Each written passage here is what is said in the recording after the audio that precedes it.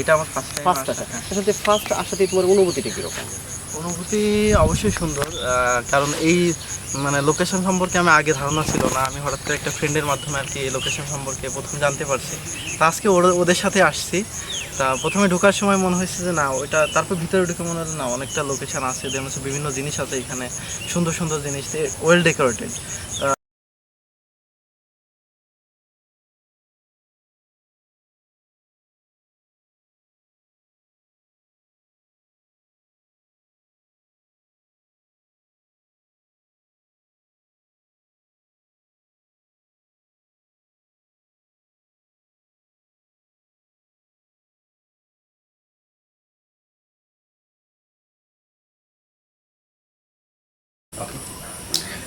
আসসালামু আলাইকুম, সবাইকে শুভেচ্ছা আমাদের রুদ্রছায়ার পক্ষ থেকে আপনাদের ভিউয়ার্সদের সবার।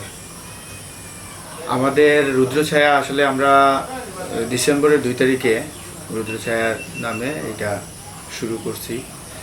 আর এর মধ্যে মোটামুটি সব ধরনের ফ্যাসিলিটি আছে। এটা একটা রিসোর্টের মধ্যে আমাদের থাকা, নাইট স্টে করার মতো তাঁবু আছে, কটেজ আছে।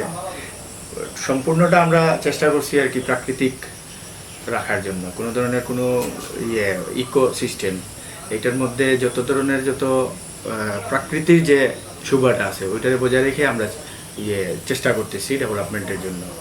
আর বাকি হলো কি, এখানে থাকার ব্যবস্থা আছে, তাঁবুর ব্যবস্থা আছে, রেস্টুরেন্ট আছে।